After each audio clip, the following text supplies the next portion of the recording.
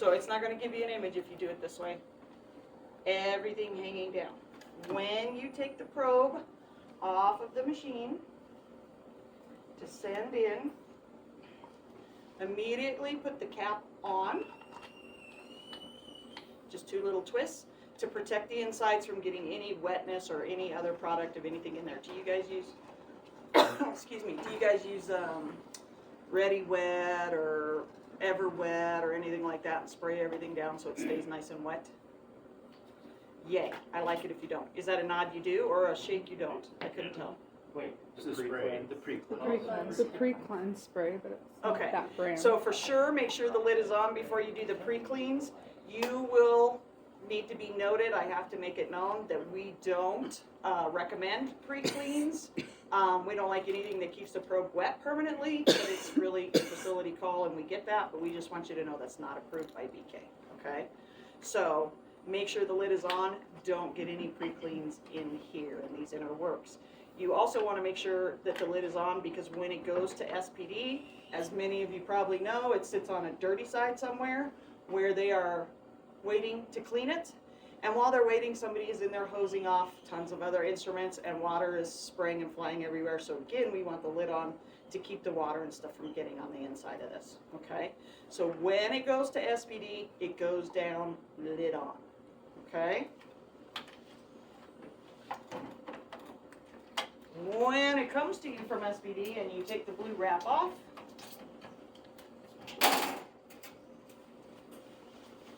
it should come to you like this with the lid off in the tray. Okay. If you open it up and the lid is on, you have to send it back to SPD. You cannot use the probe until they test it. They're going to retest it and make sure that it's fine, and if it is, they'll clean it again and put it back in circulation. So you do have the second probe as a backup. You only have one of these, but I don't think you're sending this to SPD. You're probably just surface wiping this, okay? So we're just talking about the robotic probe, that if it comes to you with the lid on, don't hook it up to the system, send it back, get the next robotic probe, okay? And tell them to step on it so you can use this for your next case.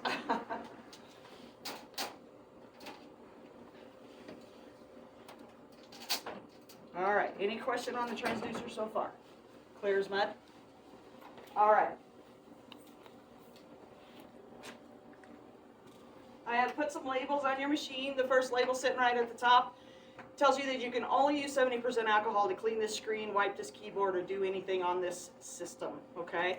So if you guys don't have them, there are wipes that are made by that company that makes the purple top wipes and the red top wipes, PDI.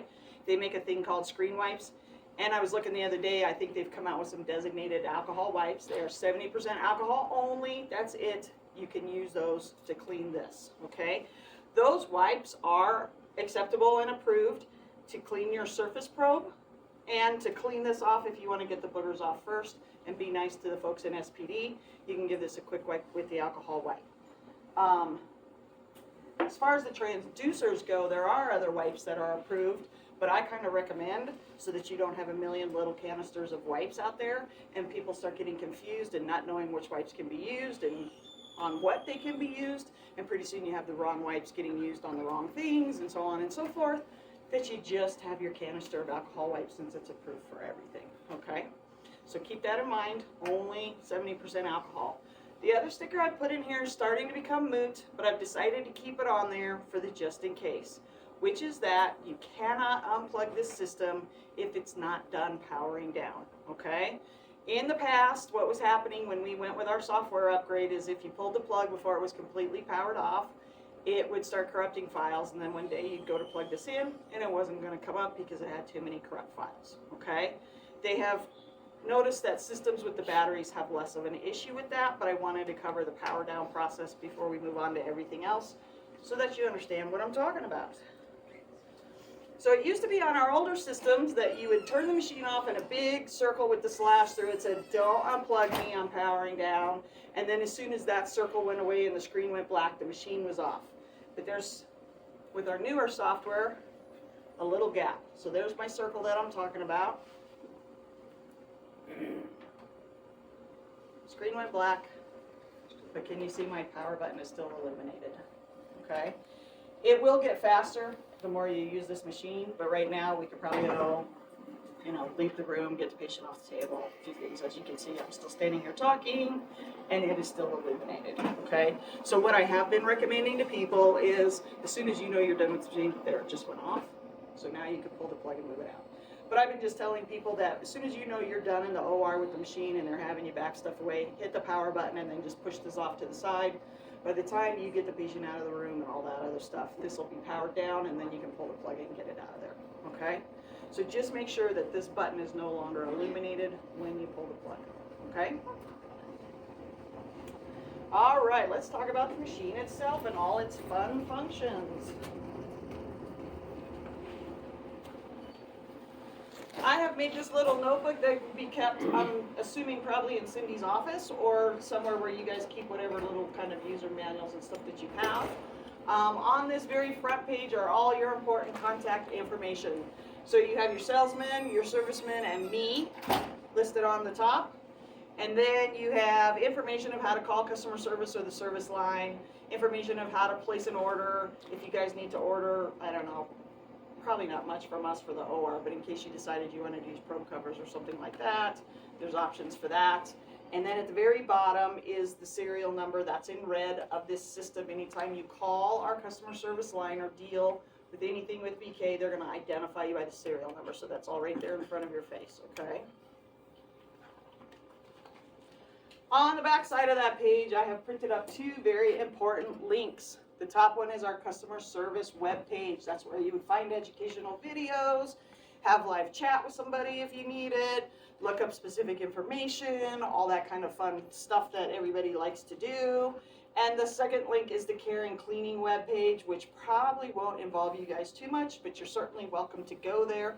Especially that's a key JCO question a lot of times is they ask you things like where to find the cleaning instructions or the IFU or whatever it is, and you want to be able to point them to this website, okay? When you first open up the website, the very top of the page is a link to download 88 pages of the most exciting fun you're ever going to read. That is the care and cleaning guide, okay? I suggest reading it at night before you go to bed. The second thing you'll see if you scroll past that download page is a bunch of thumbnails of all the different probes that we make. Click on whatever probe that you have a question about. Probe specific information is going to open up on that page, okay? I have printed off your probe specific information because I like to make things really easy for you. So you have the product data sheet with a highlighted chart of acceptable cleaning methods for this transducer, and you have a product data sheet with a highlighted care and cleaning chart of acceptable methods for cleaning for your robotic probe in this notebook. Okay, that's what's in here.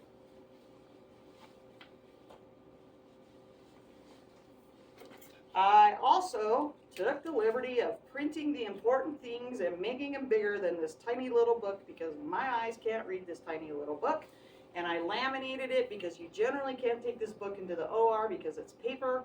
These are laminated so you can take them in. They are a map of the keyboard with things labeled exactly as I have them labeled here for you now, because as you clean the keyboard, the labels come off and you're going to be like, what was that button? So it's all right here. Instructions on how to save to a USB if you so need to. How to start an exam in case you forget, because I'm going to show you, it's real easy. And performing an exam, which this one printed here is specifically a prostate exam because BK started off as a urology company. It does not matter that it's talking about a prostate here. This is going to walk you through step by step how to take a picture, how to do a measurement, how to do whatever it is that you need to do. And on the back side is the definition of all the buttons that are on your keyboard. Okay, so that is there in case you guys need it. Hanging on the side of your machine. Now I know it's hard to see because I'm going to lower this down because this keyboard doesn't tip. But I usually recommend that before you do anything, once you've pushed this into the room and you're getting ready to do a case, come right here where I've put start, so nicely labeled, and punch that patient button. Do you guys put in patient information or no? No. Not really. Okay. So here's the deal. BK knows that we work with doctors that don't really care about patient information. However, the machine is not going to let you take an image. It's not going to let you take a measurement. It's not going to let you do anything until it knows where to assign that. Okay? Because it's going to store everything that you do. Okay? So if they're not that concerned with information at all, BK automatically puts this time and date stamp right in the patient ID field, which is the button that we need you to fill out. We need that blank filled out, okay? You can write over it if you want to start putting in MRN numbers or something to identify, but if you don't, you just need access to the machine. Just leave that time and date stamp, roll your cursor over here to this lower corner where it says Start Exam, hit either one of these set select buttons, and now you're good to go, so that just in case they want to take a picture or do a measurement, it's not going to kick you out and go, you didn't put a patient in first, okay? This way it'll let you do whatever you want to do and you won't have any restrictions, okay?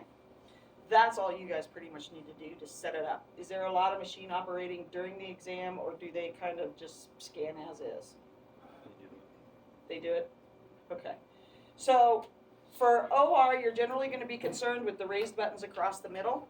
That's usually what I tell people. Our keyboards are kind of set up to be specific to, you know, whatever department it is that we're working with. And so for OR, it's usually these raised buttons. Going from left to right, this is your Doppler button in case they wanted to take a waveform measurement on a blood vessel.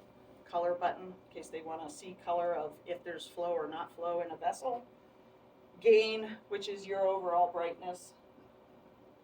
And depth, which changes how deep or how shallow that you're scanning into the patient. Real easy, okay? So we do have a button that's not advertised so much. And I just noticed I forgot to label it, so I'm gonna make sure I get a label on it before I leave here.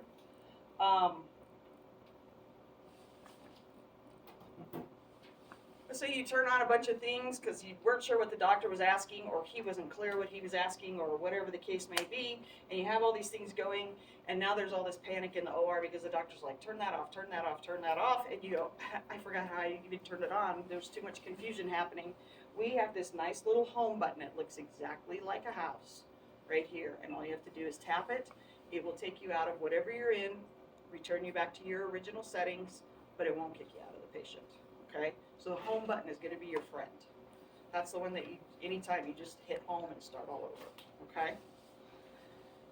Depth, obviously, like I said, has to do with how deep or how shallow you're scanning in a patient. Color, you're just going to tap it on. And that color box, you move with this mouse over whatever it is they want to see.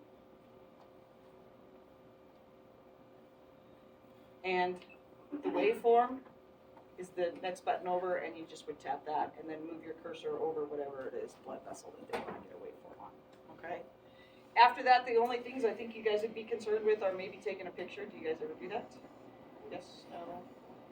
Okay, well, in case you do, there's a nice little print labeled here, in which case it will kick out a nice little Polaroid right here, and it'll store an image to the machine, okay?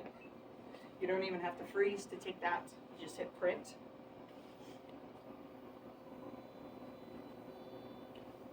And there's your printed, and then it stores one here to the system.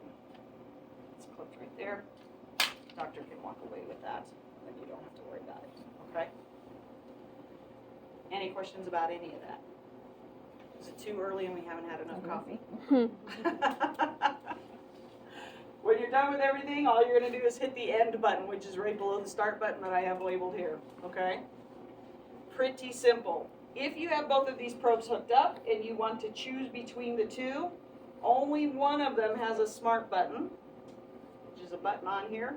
So if you're in the middle of the OR and let's say you've been working the robotic probe, but all of a sudden they need to find out if this guy has a pulse or I don't know what, and they drop it on a vessel, just tap this and it switches to this probe, okay?